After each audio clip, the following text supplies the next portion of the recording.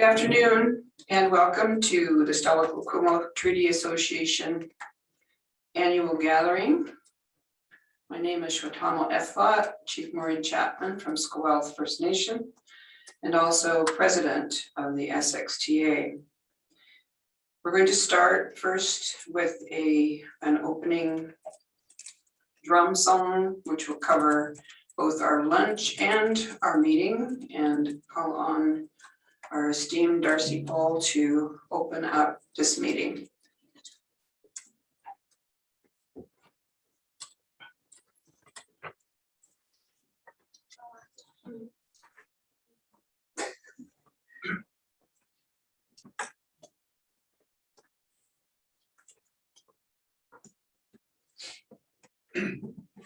Oh yo oh oh yo oh oh yo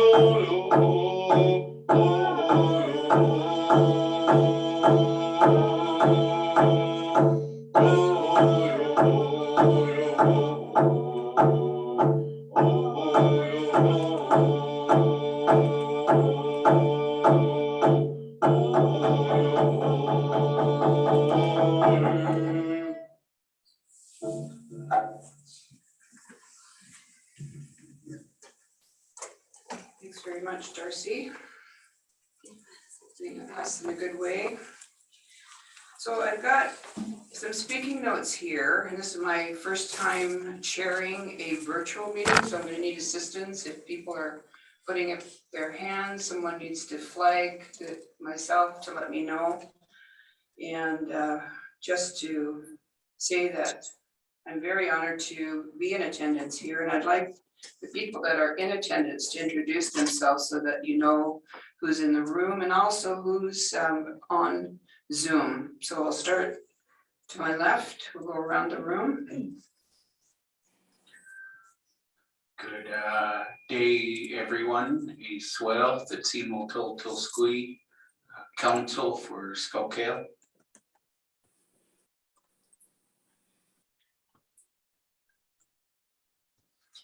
Swale, Siamtisiaya, Mehia Telsqui, Talitza Kwantlen Camel. Thank you.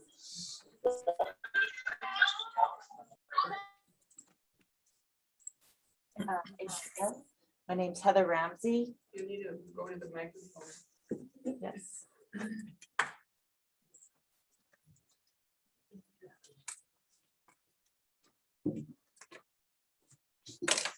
Face well, my name is Heather Ramsey. I am in the communications department with the Tla'amin Treaty Association. I'm behind the scenes on the Zoom, so thank you.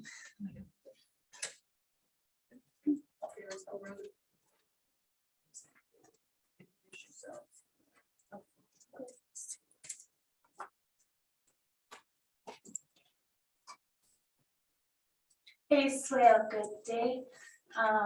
My ancestral name is Emily Kelly. My ancestral name is Colano. My English name is Emily Kelly. I'm the Outreach and Communication Supervisor, and I'm happy to be here sharing the space with you all. Thank you.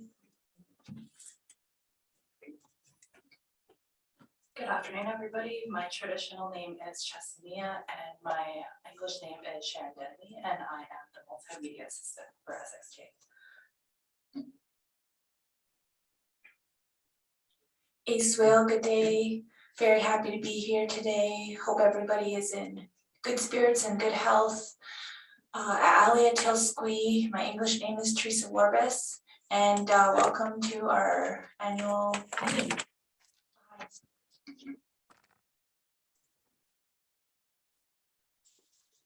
Hello, my name is Christina Celli. I'm a research coordinator with the SXTA, and I'm very grateful to be here today. Thank you.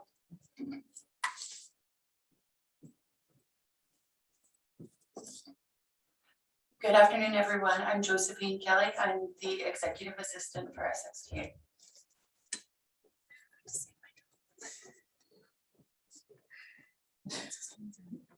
Hello, everyone. My name is Kathleen Wallace. I am the administrative assistant of SXTA.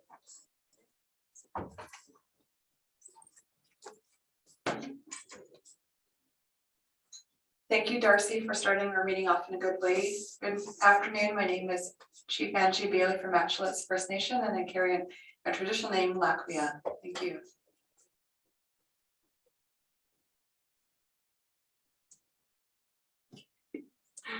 Got a crazy microphone. Anyway, thank you, everyone. And now we'll go to Zoom. And who is first up on there? I can't see who that is. Antonia.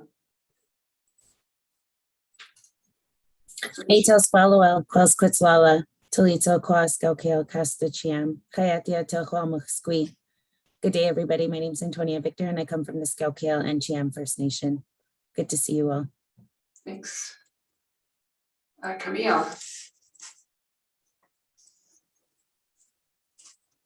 Swale, Sowissowit Tilsqui, Talitza Kwala Camel, and I'm here with my mom, Myrna.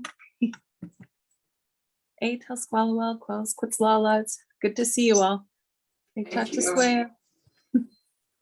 Okay, so Theodore Francis.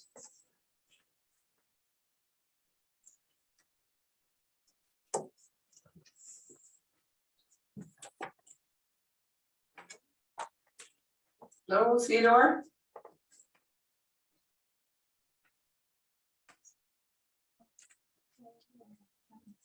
Okay, I'm going to move on to our president, Eva Clayton from the Nisga'a. My name is Eva Clayton. I have a traditional name that's Gamiks, Hlooks. Pleased to meet all of you virtually. Thank you. Okay, now who's next?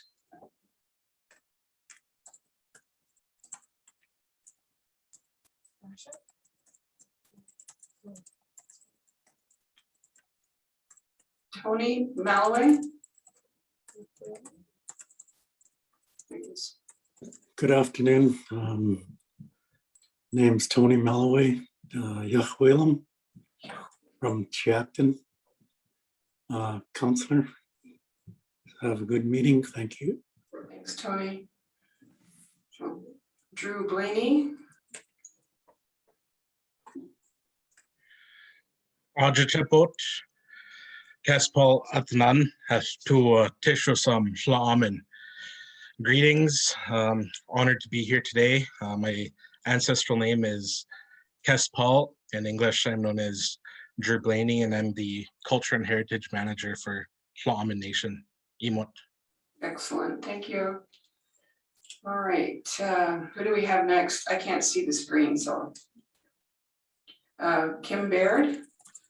Hi, everyone. I'm Kim Baird. My ancestral name is Kwuntiltunaat from Tuasan First Nation, and very happy to be among all of you, and am pleasantly surprised by how many women are in this meeting. We're not surprised. Thank you. Okay. Wolasek.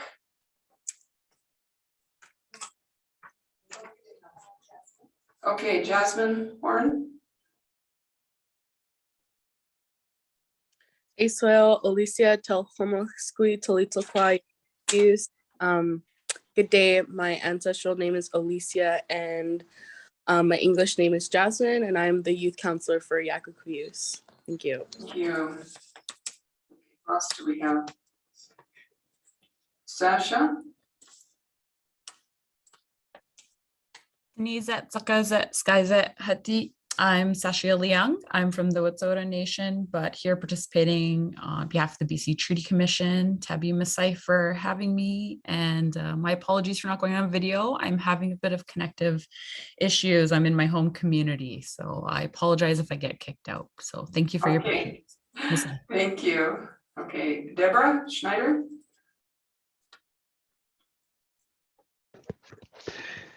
Good afternoon, everyone. I'm Deborah Schneider. I'm counsel for Nisga'a First Nation, and my traditional name is Tla'amin. Good to see everyone. Thank you. Lane Malloway.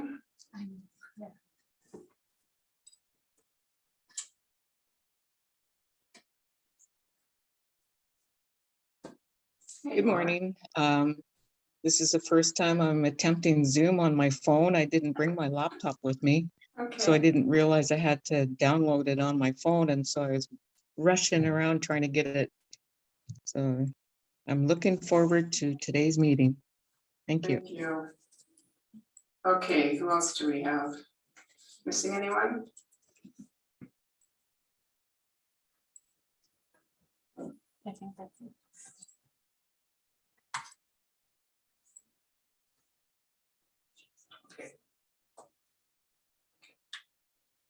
All right, so our MC for the day is Antonia Victor, and I'll now turn this over to you.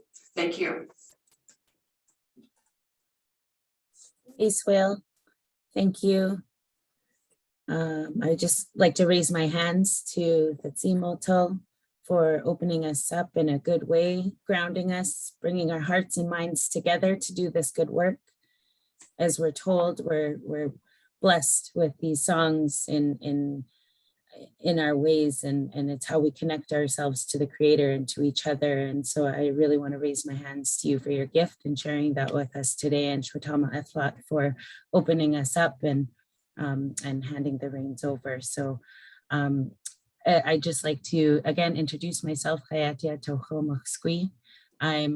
so grateful to have been asked to assist in moving us through our agenda today and this important event as we come together for the 6th annual gathering with the Treaty Association. And I'd like to acknowledge the staff who have worked endlessly and hard to bring us together today in this new world that we live in as we go hybrid with virtual and in-person gatherings. So I want to thank you for setting us up here to do this work. At this time, I'd like to hand the mic over. I don't see Kwuntiltunaat, but I do know that he is next on the agenda to just open us up with some remarks.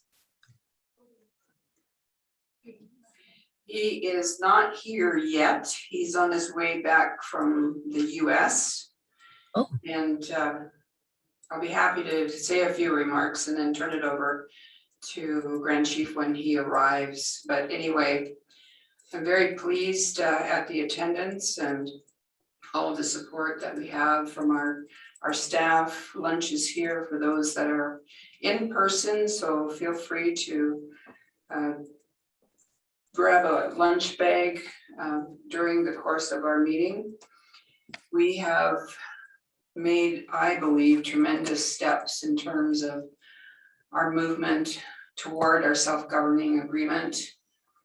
We are trying to move away from calling it treaty because it seems to have a negative connotation amongst some of the powers that be provincially and federally.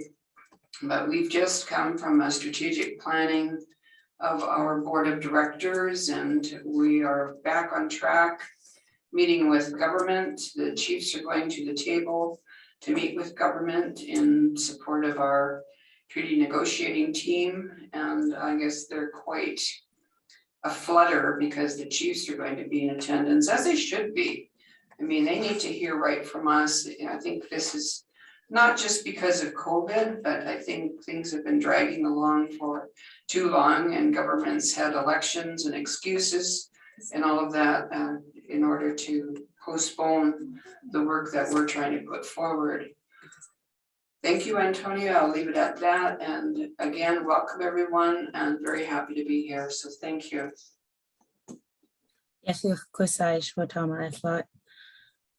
And I would just like to invite everybody in the rooms, in the virtual rooms, to join me as we give a moment of silence to the residential school survivors and to the missing and murdered Indigenous women across our sacred lands.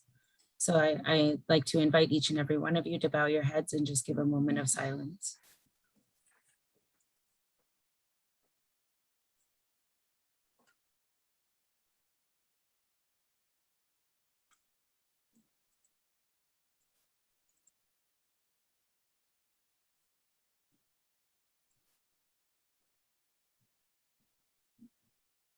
Thank you for that moment. I think it's very important. And I want to thank you for giving us that opportunity to give that moment of silence for those who have suffered, who have paved the way for us to do this work, who have driven our leaders to take the stance that they do on our behalf in our communities. I really want to acknowledge our leaders that are present today who show up every day to do this work for our communities. It does not go unnoticed, and you definitely have all been great mentors to myself, and I see the same people generally at these events, and I'm really grateful for that. So we do have some door prizes for those who are tuned in, so please let your friends and family know to join us in, I think we're on Facebook Live as well as the Zoom platform. So please invite your friends and family from our nation to tune in and to hear about all the good work that's going on. And we have a few guest speakers later on in the next couple of hours. So please have them join, as you do have to be present to receive a door prize. So some of the door prizes that we have are a all-inclusive, well, I don't know what that looks like, sorry, for the Inkamip Soyuz trip at the Spirit Ridge Resort, a $500 shopping spree, a Yeti cooler, and various gift cards to various places. And then there's a $500 draw for each and every one of you who have participated throughout the year in some of the engagement sessions that SXTA has hosted. So please stay tuned and present to have your name put in the draw for any one of these wonderful prizes. So I do see that we don't have Kwuntiltunaat present yet, and the next on our agenda is to highlight some of the leadership and milestones. So I don't know if we have backup in this regard, or if we're just going to jump right into our guest speakers. What is suggested from the staff? Hey, Antonia, I would recommend that we go to our guest speakers, and then we will go back to Grand Chief when he arrives. Sounds good. Thank you. So without further ado, we will dive right into our guest speakers, and I'm very excited to be present for some of these. As as we all know, there's been a lot of work done, and I'm sure a lot of trials and tribulations in this process that leads us to self-governance and self-sustainability. And so I'm very honored to be present today and to be a part of listening in on some of what those successes look like for different nations. So at this time, I'd really like to introduce, and forgive me if I mispronounce it, I will do my best from my heart, but Gamiks, Hlooks, Eva Clayton from the Nisga'a Lisims, President of Niskanen Nation. They will introduce themselves a little more thoroughly than I can, but at this time, I'd like to turn the mic over to Eva to share some of their experiences in the Nisga'a Nation. Yes, Kusai. Thank you, and please forgive me. You did a great job on introducing and saying my name. That was very good. My apologies for my camera. It keeps going off, so I will keep it off during my presentation. My name is Gamiks Hlooks. I hail from the Niskanen Nation. I became president for the Niskanen Nation in 2016. And I became the very first female Nisga'a to take the seat of for the office of president. I'm pleased to be here. Thank you for the invitation to speak on the subject of the Nisga'a Final Agreement, also known as the treaty, specifically what Nisga'a, or pardon me, what self-government means to us. The Niskanen Nation has been we've arrived at 21 years with the Nisga'a Final Agreement. That agreement was the very first treaty, as it has been called by our treaty partners. And I raise my hands to the nation for taking that position to change the word treaty. The Nisga'a Final Agreement was the very first in Canada. And it constitutionally protects our right to self-government and gives us the authority to make laws. And that's on the lands, Nisga'a lands. Nisga'a lands is approximately 2,000 square kilometers, and those lands are located northwest of Terrace. Our people ratified the treaty in 1998, and here we are. 2021 was still having to take out the Indian Act, DIA rules. It's really been a challenge as we transition from the Indian Act to self-government. And how we do that is very important because what we see now when we reflect back on our accomplishments in this nation, what we should have done was had a transition committee in place to make sure that we leave all of the old Indian Act requirements back there, because we are still faced with a lot of that has been taking place. And British Columbia and Canada, in order to make the agreement legal, they had to make it an act.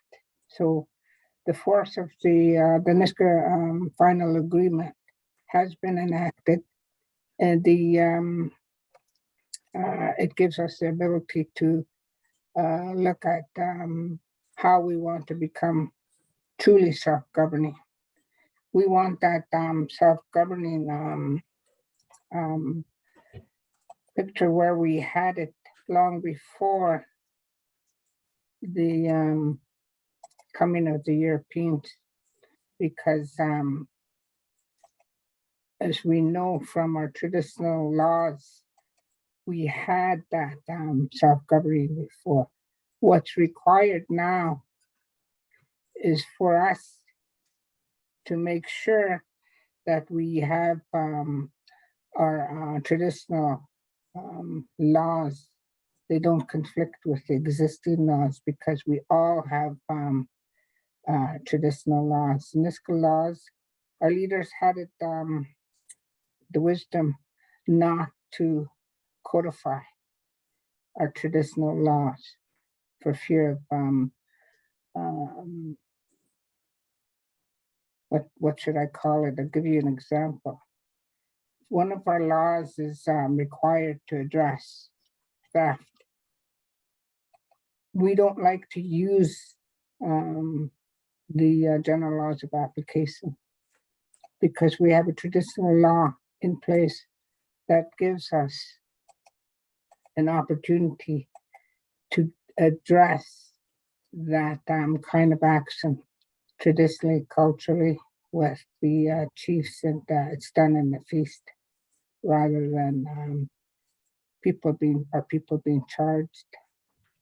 And under the final agreement, the nation owns and has principal lawmaking authority over our Niska'a lands. It also provides for reasonable public access to portions of our lands for temporary, non-commercial and recreation uses. But the treaty, the Niska'a final agreement is a contract enforceable between the parties. It was also given a statutory force of law and became enforceable by virtue of our treaty partners taking that action. The final agreement was given that force of law probably around 2000. The treaty, the agreement contains lists of constitutionally protected rights, and it defines the relationship at that highest level known to law. The Niska'a language and culture continues to be a major part of our lives. There are Niska'a individuals and families who belong to a tribe. Within our nation, we have the eagle, Hlooks, the killer whale, Nisga'a, the raven, Ganada, the wolf, Lakibu.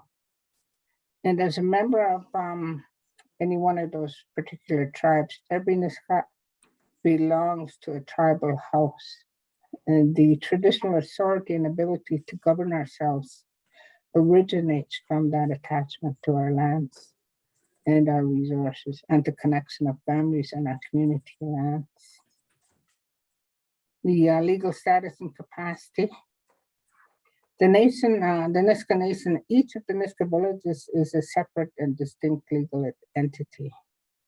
The nation acts through Lisims government, and each Niska'a village acts through its Niska'a village government in exercising their rights, powers, and privileges in carrying out their duties, functions, obligations. And this is set out in Chapter 11 of our final agreement.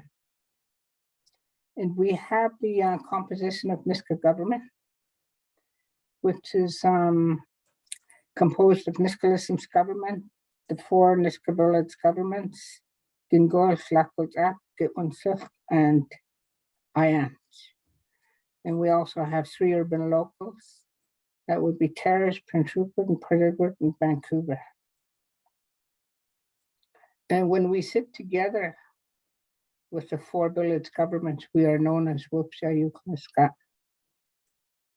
The office of the president, chairperson, secretary, treasurer, and council of elders chair are elected at large by the Niska'a nation, and each of the villages elect their chief and council. Are elected at large by the Niska'a nation, and each of the villages elect their chief and council.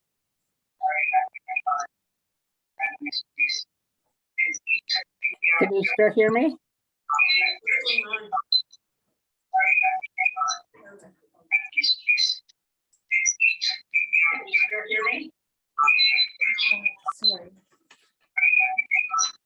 Sorry, Eva, I don't know what's going on. We've got some feedback. Maybe somebody's microphone is on.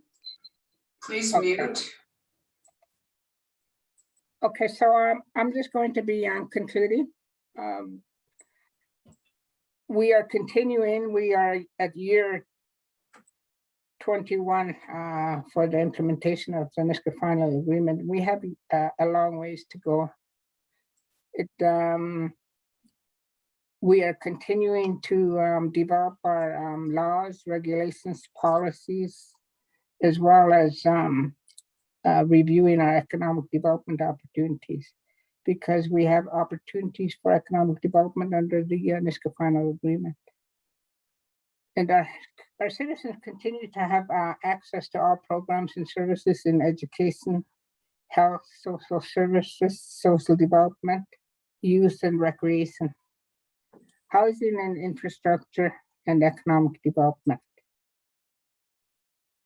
And far too often, the word transparency is only related to financial records and reporting. Transparency as it relates to our government must also include communications of decisions made, the kind of codes of conduct that any one of our members are going through, and as well as consulting with our members and the filing of disclosure of statements for our elected body.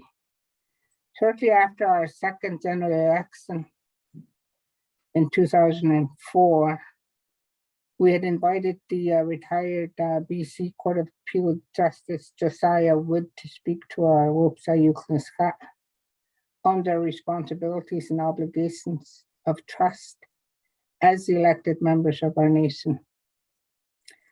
And Mr. Wood's grandfather, it's interesting to note, was a member of the Senate of Canada. And in his grandfather's memoirs, Josiah Wood quoted the following quote to us: "Governing is 9/10 common sense and 1/10 law." Mr. Wood also stated to the Nisga'a government and shared with each of us, and one I hold dear to my heart: each of you has a fiduciary-like duty to act at all times in what you believe to be the best interest of your constituents and the Nisga'a nation.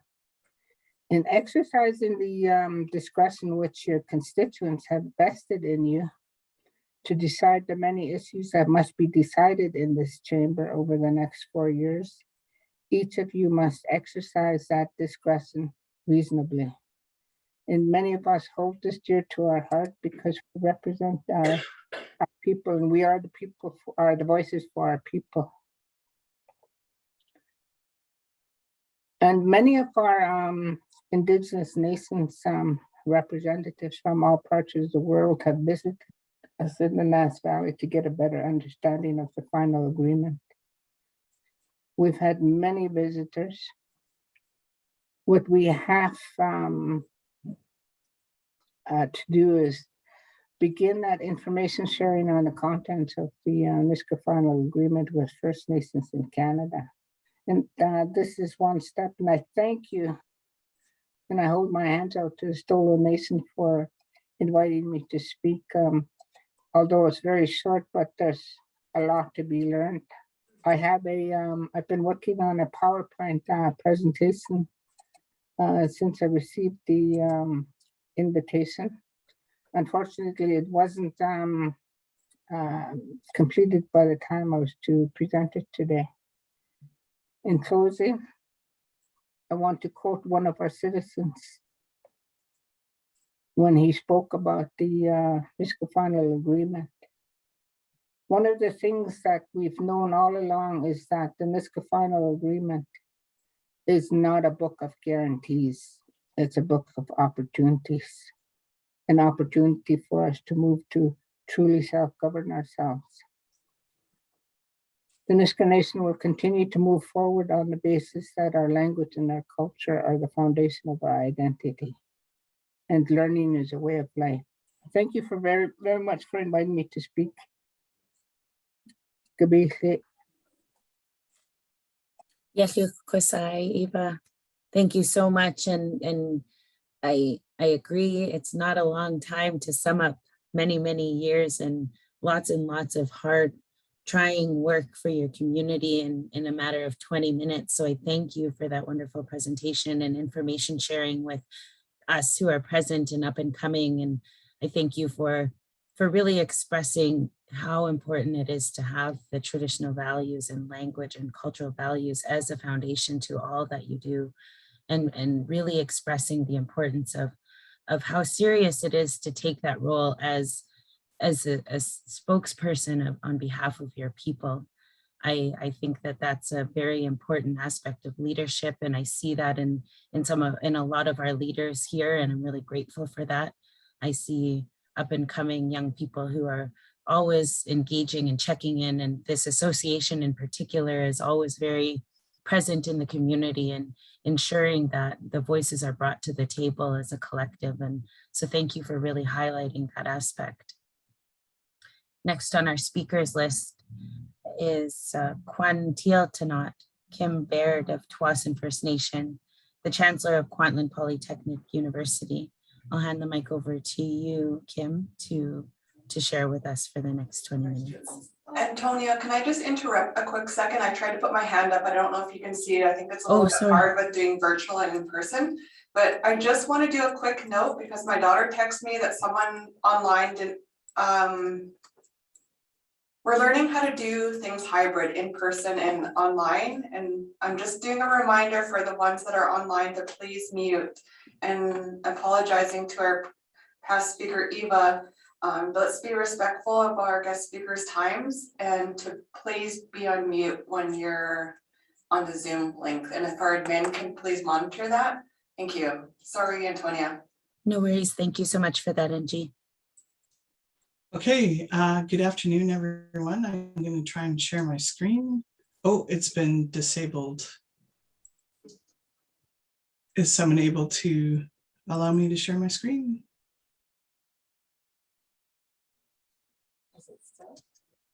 Oh, there we go.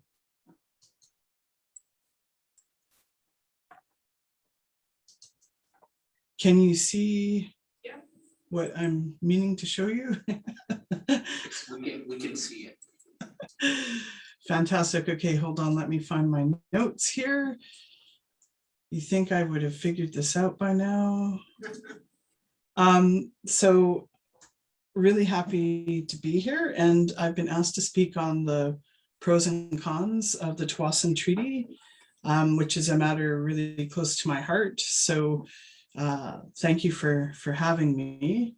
I'm zooming in from my lands, which is a pretty good snapshot of the treaty lands, and want to just again say how pleased I am to be here. I always get a bit tripped up about what the Zoom protocol should be for acknowledging territory and all that, but just to let you know how pleased I am to have been invited to share our story. So if those of you that don't know me, I'm the former chief of Tsawwassen First Nation. I have 3 daughters, so I'm a proud mom. I lost my last election when I was running for chief, so I tell everybody I'm a recovering politician. And since then, since my political demise, I've been consulting. And in my heart of hearts, I believe in Indigenous self-determination and support communities on their journey for that, whatever journey that might be. And I'm always happy to help share our story to see if that helps others. And I know the Niska'a and Tla'amin have been extremely generous with sharing their experience as well. And so the one thing I've learned about self-governing First Nations is they almost always want to help others. So you have a resource there going forward as you figured out as you go along your journey. So we entered the process on day 1, and it was 14 years of negotiations, depending on when you count. And we were the first urban treaty in BC, the first through the treaty process. Of course, the Nisga'a were the very first treaty. The treaty was ratified in 2007. I can't believe how long ago that is, because it just seems like a few years ago. And our effective day was 2009. So we're 12 and a bit years into it. So what I would say is we view our treaty as a toolbox, similar to what Eva said. And so it provided land, jurisdiction over a number of self-governance areas. And then there are a number of side agreements that included fiscal and resource components. Well, those were within the treaty as well. But I'm sure everyone's familiar with the model. It's been around for a generation now, which is hard to believe. So on the pros and cons, it was interesting to think about it. So I've tried to do a pro and con on each topic. They aren't exactly linked, but I would say self-governance is a pro, but with that comes a lot of change management and responsibilities. So we had limited leadership capacity. So that's super challenging. The pros of economic development, Tsawwassen's done a huge amount of economic development. It's exceeded our expectations, but we have a bunch of new neighbors now too, which that on the ground change is not everybody's favorite, and things that we didn't know how to envision until you live them. We have a sustainable tax base for all our government operations, but that is because we've had to give up our tax exemption, and we're just at the point where we're going to have to start paying income taxes in January, and it's pretty stressful for the community sorting that out, I'm not going to lie. But I'm going to also say that Tsawwassen's got enough revenues to try and assist community members with those impacts. So they're developing a program to help Tsawwassen members that will be impacted by the end of the exemption under the Indian Act. We've had unbelievable amount of infrastructure built in the past 12 years.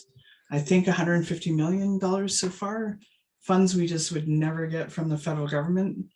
But the community has been a construction zone for 10 years now, which is the other side of things.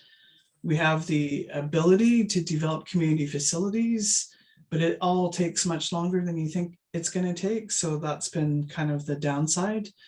We have more resources for programs and services, including offsetting the tax to individuals, as I already talked about. But we also have way more rules than before, and things can be complicated while we're still transitioning. And it does not take 5 years. It will take a generation, I think, for us to take on the treaty governance. So some things are really complicated, like land transfers, because provincial legislation is involved now, or estate settlement, because property transfer tax was something we never factored in. So that is a part of the change management that's been really challenging in our community, I would say. We're able to increase our capacity within our organization, but there's still big gaps for individuals, whether it be servicing of their lots, their employment circumstances, etc. And one thing that I never really predicted was the pride, dignity that our members feel. What happened with the 215? This is our.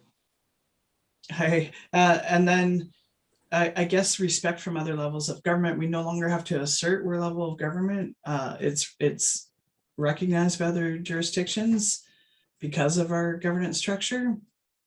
But again, change management and transition has been tough, tons of growing pains. I think that's unavoidable.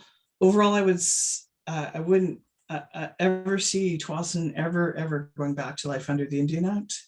And I have heard the same thing from every self-governing First Nation I've ever talked to, because the tools are just better. Decolonizing is hard. Like no matter what model you use, it's going to be hard. But like you really need better tools to try and do it. And I think the Tuasan Treaty has worked for Tsawwassen's purposes because of the planning and things we did. So I'm just going to show you a few photos.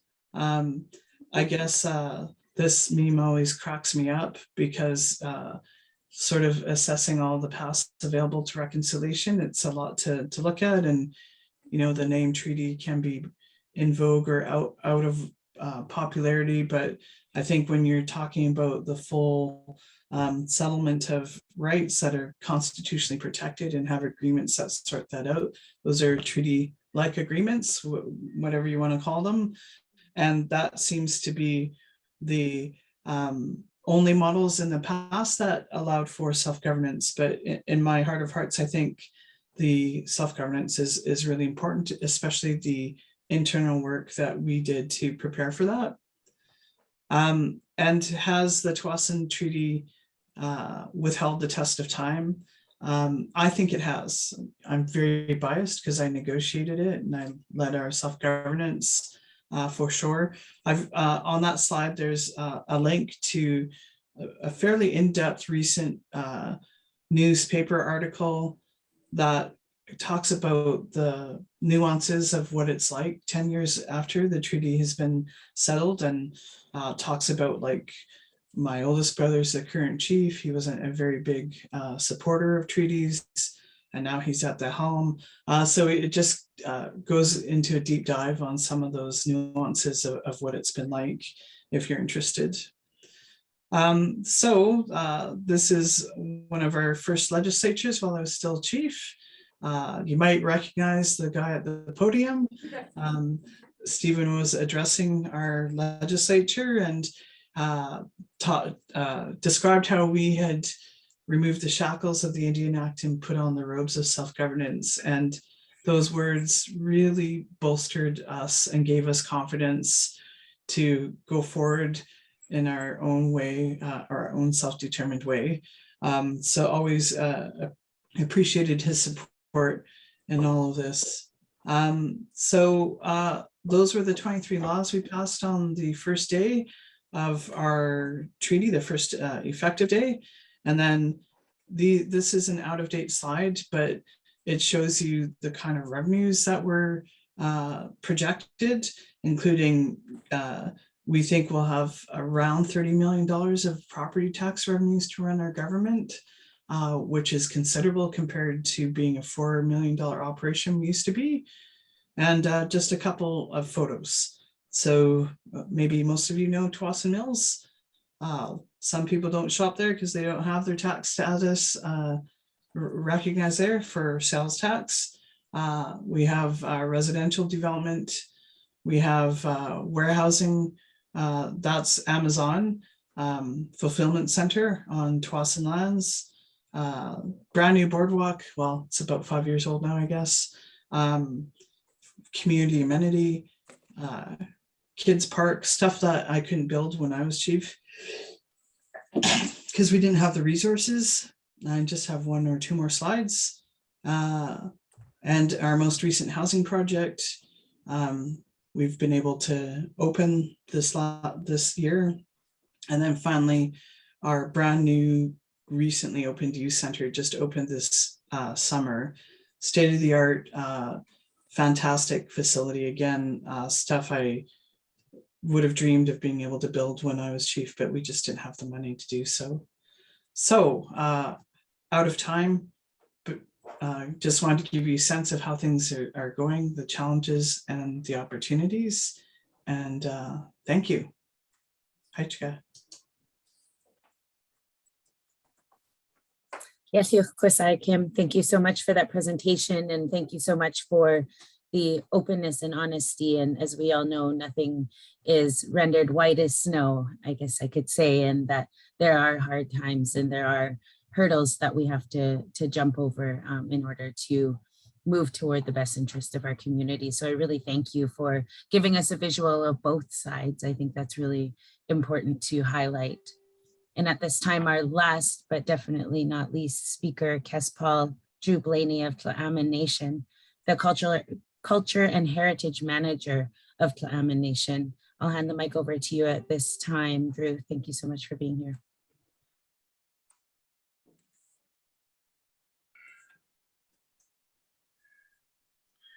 Emote, thank you. once again, I just want to raise my hands to the Stelo people for asking me to be here today and to share a little bit of my experience as culture and heritage manager of the Tla'amin Nation. So I'm gonna share my screen here.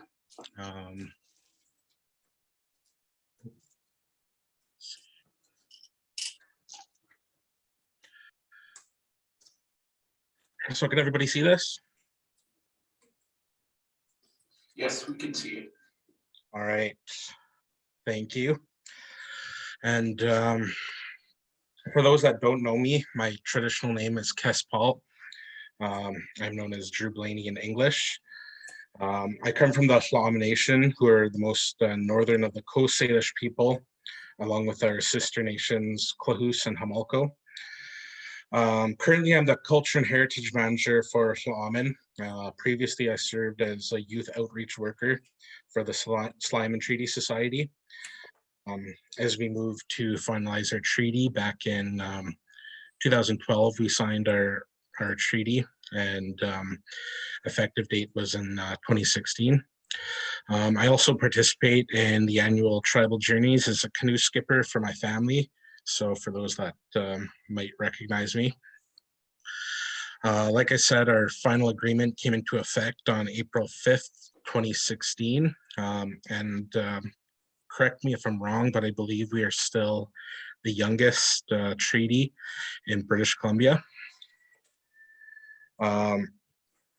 So part of this this final agreement, we've received around 8,125 hectares of treaty settlement land and about $30 million in capital transfer funds to come to our nation. So I'm here to talk a little bit about the cultural side of treaty, and being the culture and heritage manager for the nation, I get to see it on a day-to-day basis. But before Tla'amin signed our final agreement, the cultural department relied on grant funding and donations to run our cultural and language programs. So we would work with around $25,000 per year to run all of our cultural programs, which include our language programs, our carving programs, our drum making programs, everything under our cultural programs. We had to rely on $25,000 in grant funding per year to make that happen. In a post-treaty world, I now get to work with a budget of around $100,000 annually, and that comes from our own nation funding, as well as the funds that we are still able to apply for, like the $25,000 we previously worked with. So, you know, that's a very significant jump from about $25,000 per year to $125,000 per year to run our cultural programming. So that's very significant for us. We're also working with a coalition of self-governing nations to work on fiscal agreements. So we're pushing Canada on a daily basis for more money to come towards culture and language. So like Kim Baird said, we're very happy to work with other self-governing nations like Tsawwassen, the Manaut nations, and the Nisga'a Nation to make this possible for our nations. So more funding equals more opportunities for us.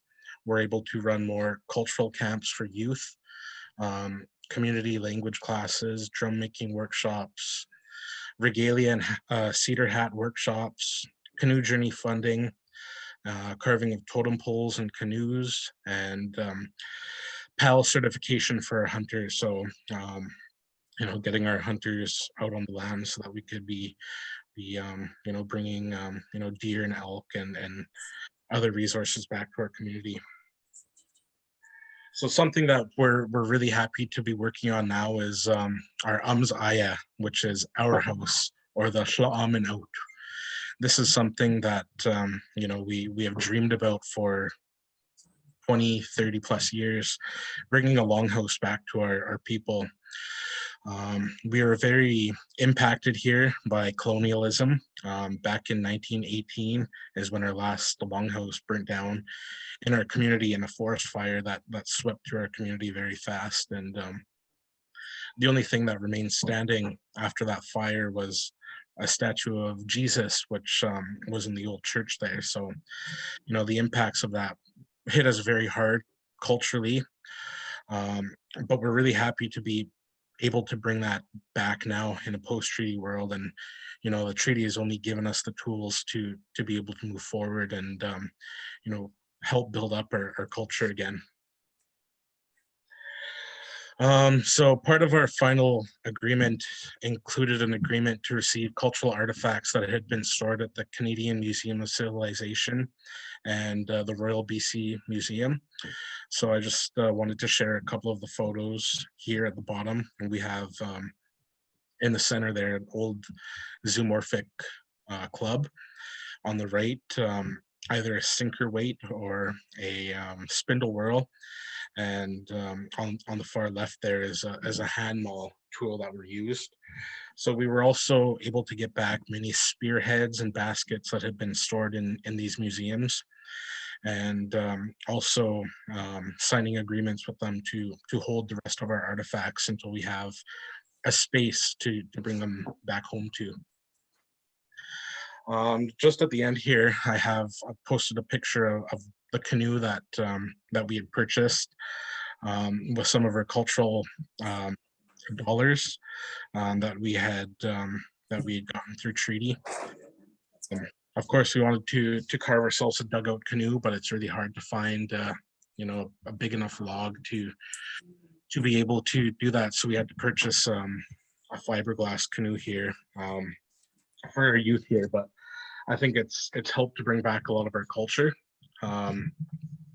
Like I said, our nation has always had a strong cultural mandate from our community, wanting to bring back our culture and language programs. And, you know, I know, you know, with or without a treaty, we always want to be bringing back our culture and practicing our culture as Indigenous people. But, you know, treaty has made it a lot easier for us to, by giving us the tools, giving us the resources, giving us the money to make it possible. So just with that, I want to thank you again for having me today, and I raise my hands to you all. Imut. Thank you so much. And wow, that's amazing. And I think that's every community's dream, to be able to implement those kinds of cultural programming for the youth and for the members. And how amazing that your nation has been able to do that through self-governance, because I don't think that our culture and traditions are not viewed as important as they are by governing bodies and funding bodies. So how beautiful that that's been able to come to fruition for the nation. And like I said, I think that's every nation's best hope, is to be able to implement culture to that fullest extent. Thank you so much for your presentation today. And unfortunately, Kwuntiltunaat has had to send his regrets today. So we will jump back on our agenda a little bit to ensure that we are still highlighting the leadership and some of the milestones this year. And I would like to turn the mic back over to Shwantamo Ethlat to provide us with this update. Thank you, Antonia. And I apologize for all of the technical difficulties we seem to be experiencing getting people on the Zoom and being able to hear what our presenters are reporting out to us. My hands go up to all three of you for participating, and I'd like to provide an opportunity to the leadership that's here or that's on Zoom, if they've got any comments before I proceed with the report on what we've done so far. And I've got an echo in my microphone for some reason. So I will turn it over to Chief Bailey to start us. Thank you to the three presenters for making time to present to our SX group. I think the one comment that I'm taking away is from from something from each speaker, but one that stands out to myself is from Eva. My hands go out to you for your amazing words, for sharing with us. That I would like to bring back to our next government in session is the transition committee. And I'm hoping if I have more questions that I can reach out to you. That's what I'm taking away. And I hold one of the portfolios for the cultural language. And I thank Drew for you presenting how much funds that you had before treaty and how much after. And it's amazing the work that you've done for your community and for the children, because the youth are our future. So I won't take up too much time. Those are my quick comments. Thank you again to the three presenters.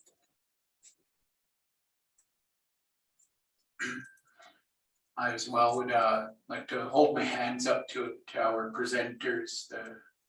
Really appreciate the different lenses that was presented here today.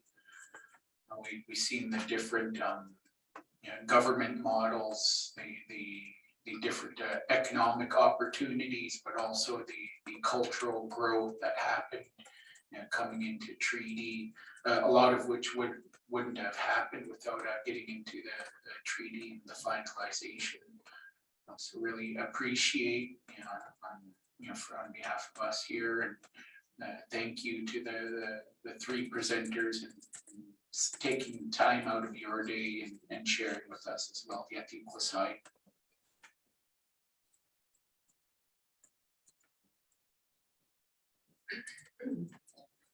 Swale, just again want to echo the words of my previous speakers here.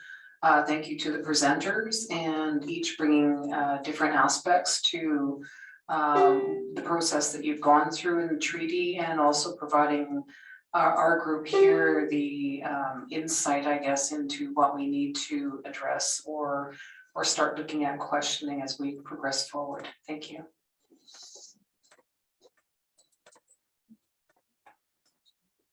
We do have somebody here on Zoom that would like to share a few words. So Deborah, I'd like to invite you to share.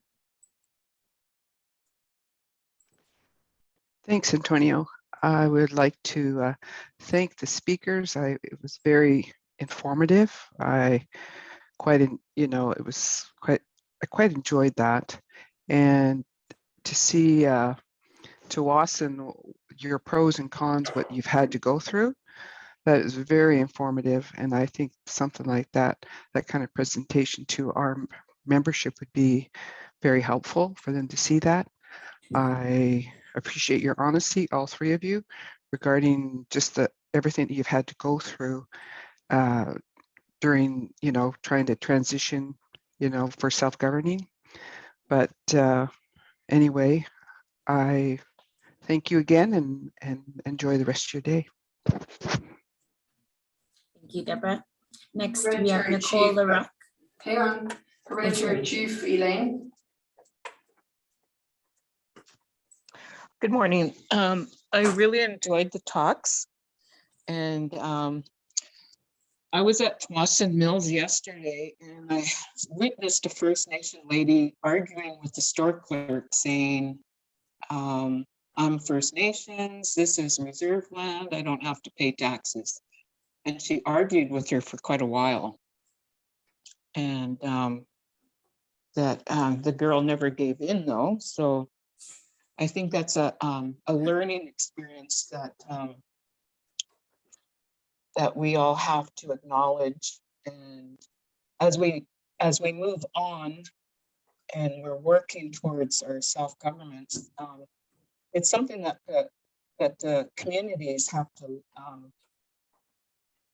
how do you say it? They have to not get used to it, but we have to further let them know what this means, taking over our own self-governing. And with the land code too, we passed our land code, and we still have the ones saying, oh, we shouldn't have even voted for this. And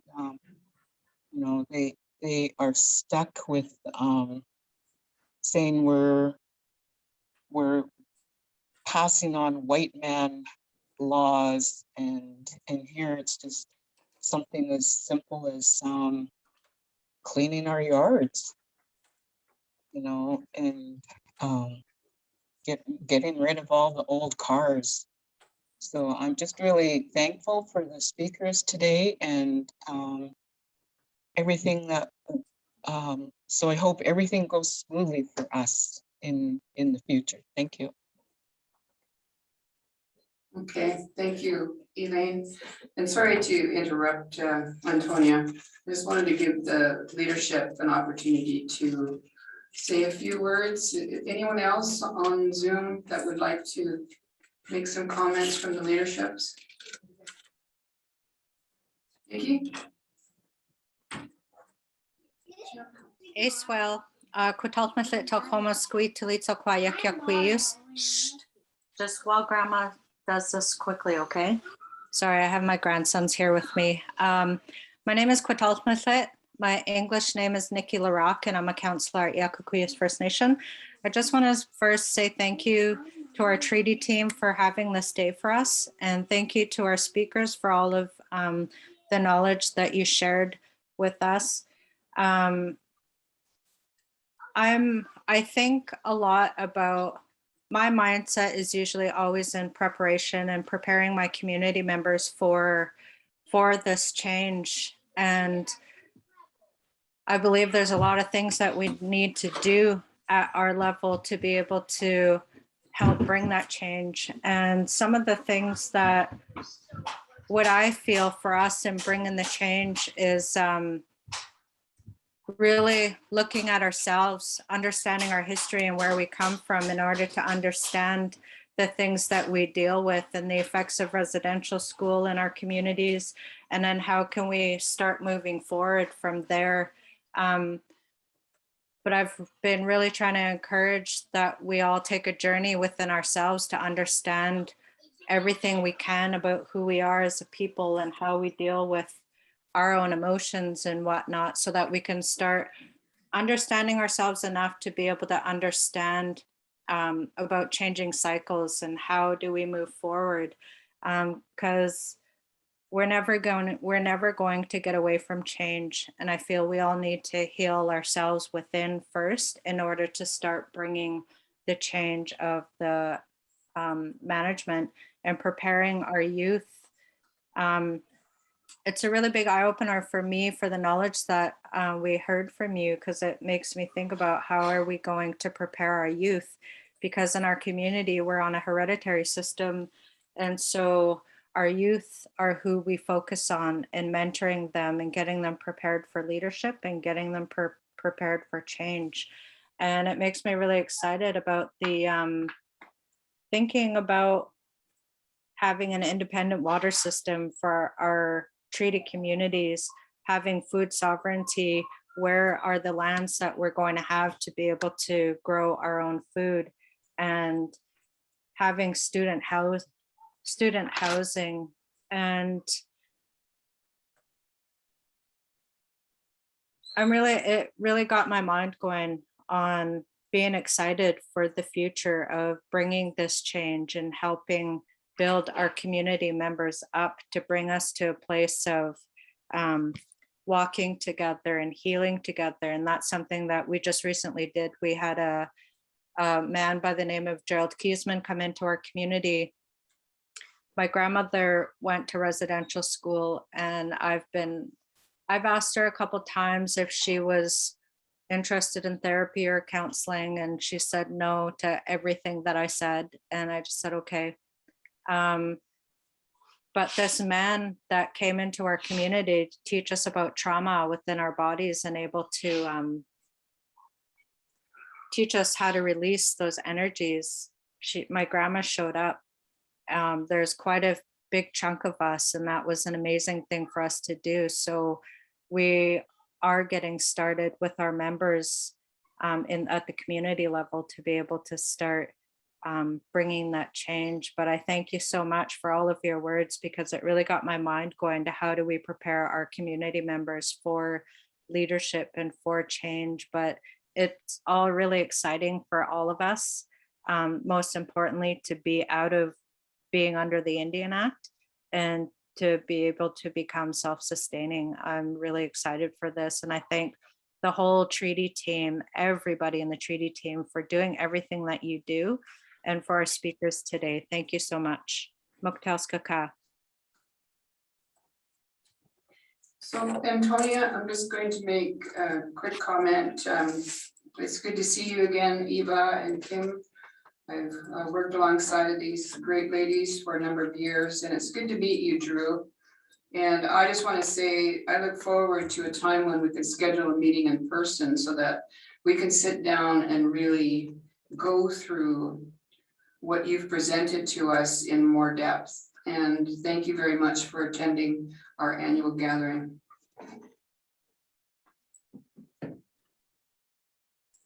Thank you all. If we can have a virtual and live round of applause for our speakers. Thank you so much for joining us today and sharing all your good words. We really appreciate you. And we do look forward to a time when we can all meet in person, but I guess the blessing of a virtual world is that we can have our visitors from far and wide join us here. So it does look like Kwuntiltunaat has made his way to the government house, and I'd like to invite him at this time to provide us with an update and some highlights of this past year. Kwuntiltunaat.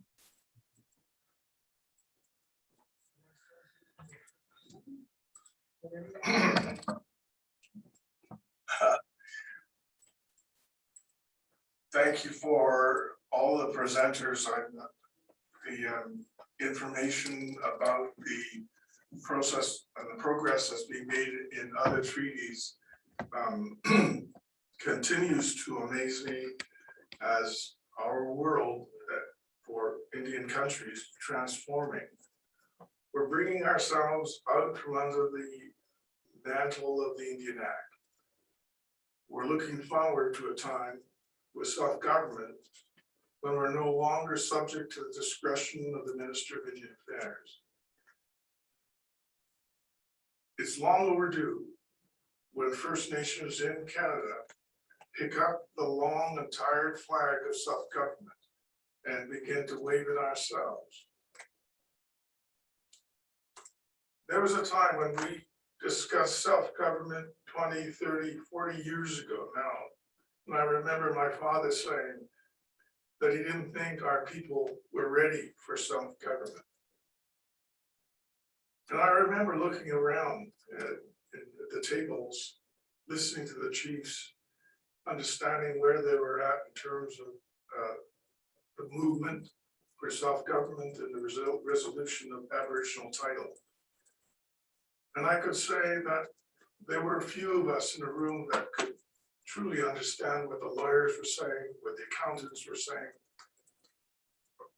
But I look around the room today at the leadership, the staff that we have, and so many of our young people now have gotten more education.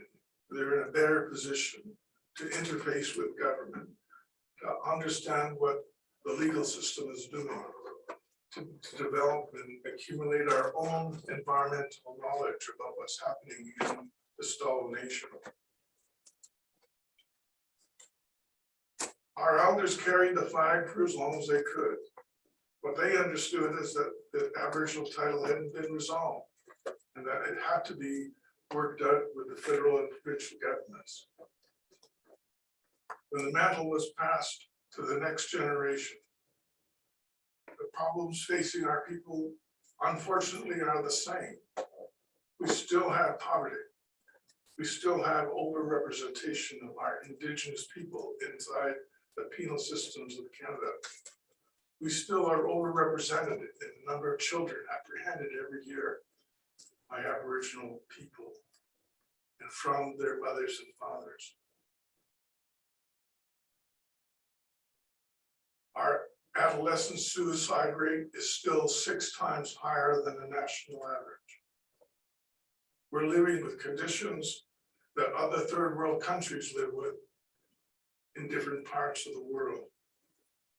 So someone might argue that we're not better equipped to deal with these problems. And I say, we are the only people that can resolve our own problems. We have to take up the mantle of self-government, because in anyone else's hand, they're not going to be able to take our people from poor health to better health. They're not going to be able to make our children experience a better time in resident out of schools in the public school system.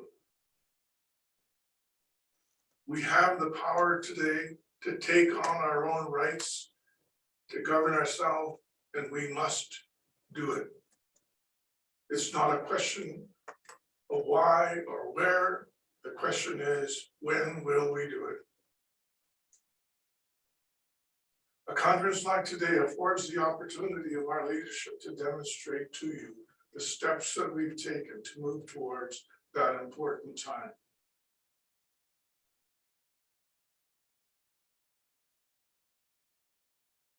I thank those who participated in this conference. It's important annual General Assembly.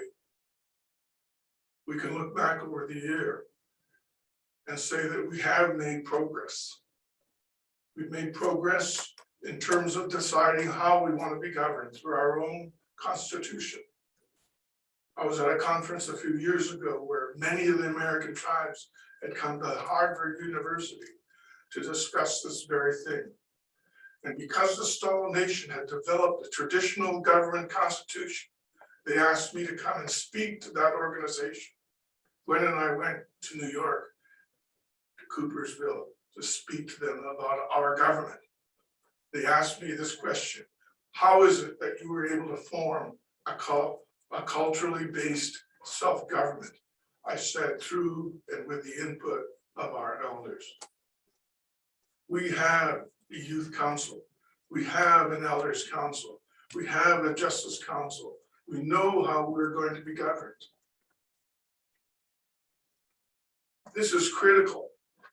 We've come a long way, and we're ahead of the pack as Stall Nation is concerned in relation to other people, other nations.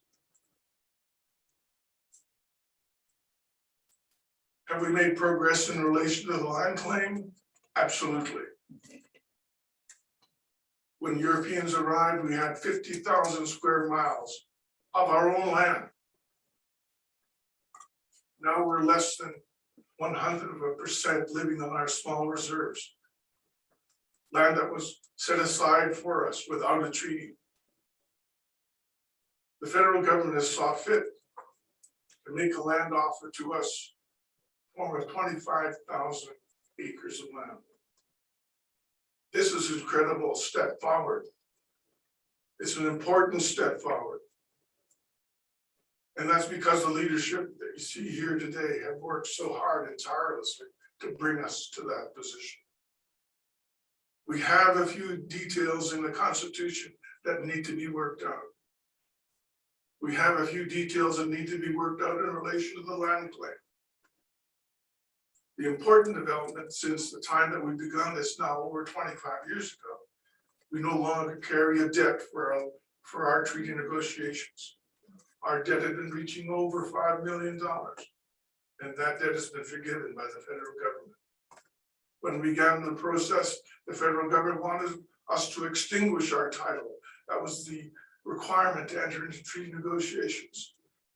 The federal government no longer requires us to extinguish our rights before we can enter into negotiations.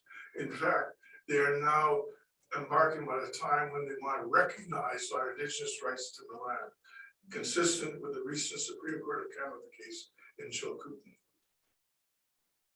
We not only have the right to indigenous title, we have a right to a fair share of the natural resources that are taken from our country, something that's never existed before. They're already writing revenue sharing agreements for forestry, for mining, for water. In the treaty, we will have these arrangements. We will no longer be the poorest people in our own territory. We can look forward to a better future for our children. We can build cultural centers to revive our language and to revive our cultural practices. We can put our youth together to work instead of idling at home. We can begin to tackle some of these terrible social statistics that glare us in our face as leaders every day.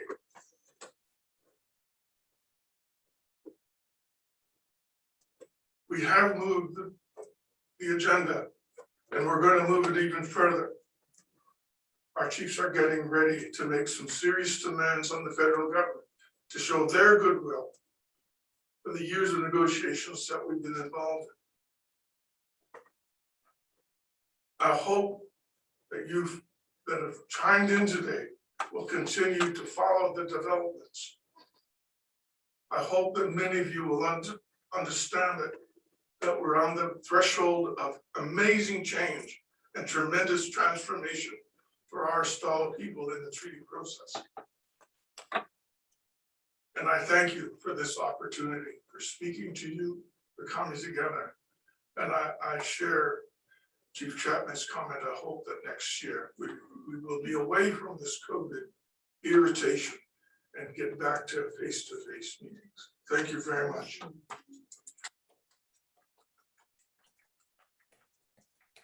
Thank you, Grand Chief, for that update and enlightening set of words. I'm very grateful to hear your perspective on this path forward that we have. I always look up to the leaders that we have who do all of this hard work to move us forward in a self-governing phase of our nation. So at this time, we'll carry on to our special announcement that we will get from Alia.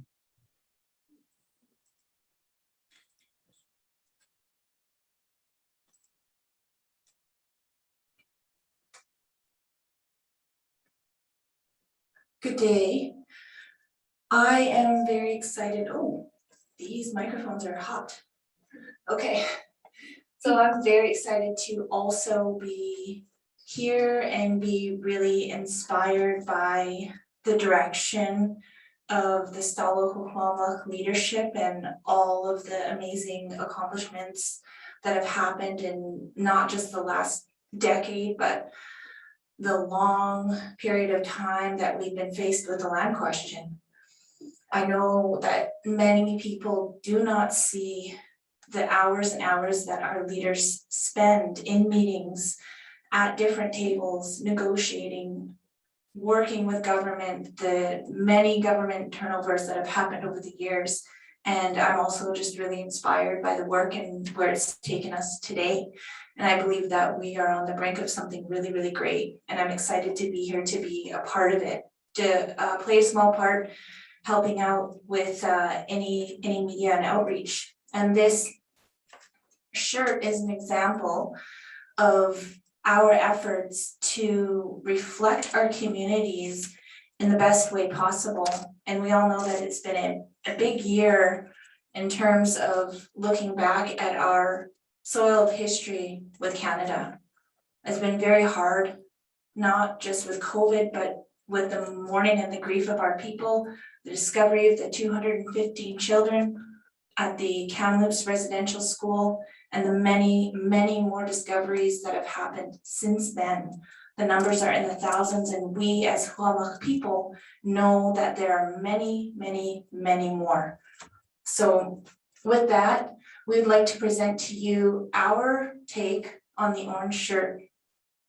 This orange shirt represents our children and the freedom that they have now to fly and to accomplish and achieve their dreams, whatever those may be. It features one of our community members, Kamora Chapel from Tsawwassen.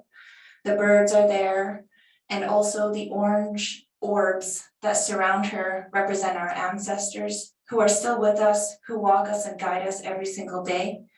And we want to always have them in our memory, because those young children, as we know, come back into our communities as our new children of today. So we will be featuring our brand on the sleeve. These shirts will be available to all of our community members and our affiliates. And we'll be excited to have this be printed and available to everyone. So please follow our social media channels on Facebook, Instagram, Twitter, any other place that you might be interacting with people, even Snapchat and TikTok. Those channels are used mostly by our youth group that Grand Chief was referring to. We have upwards of 25 amazing young people that we're working with, and they are going to move into formalizing as a youth council. And we're really excited about that work as well. So look out for this shirt, and we'll be physically available in the next couple of months as the printing times will allow. So thank you. That's all I have to share with you today. Oh, there's a question. Yes. We have to turn this thing on jointly. In terms of the branding, we have moved away from SXTA to SXG, Historical Criminal Government. So I think this would be a good time to start utilizing that. And we haven't formally left SXTA, but we are now called a government. So thank you. Thank you so much for offering that. We as a staff are trucking along to keep up with you guys and all of the quick movements that you're making this year. So that's really, really exciting to hear. And we'll definitely be sure to put the proper updated Tla'amin government onto the shirt. And that just makes me so happy. And I think next we're just going to ask the Keynote to close us in a good way with a song.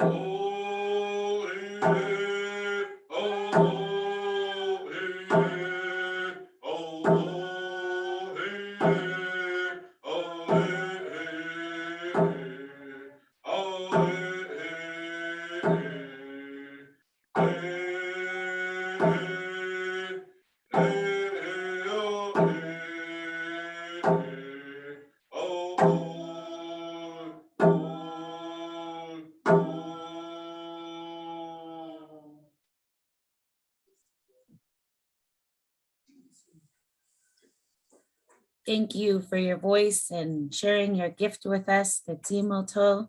Really grateful for that. And I'd really like to raise my hands to the Tla'amin government team and leadership for bringing us all together and for all your hard work to move our nation forward. I appreciate being the MC today and the ability to tune in and listen to all the good work that's being done across our province. So I hope you all have a great rest of your weekend and safe travels home. Yeah, kusai.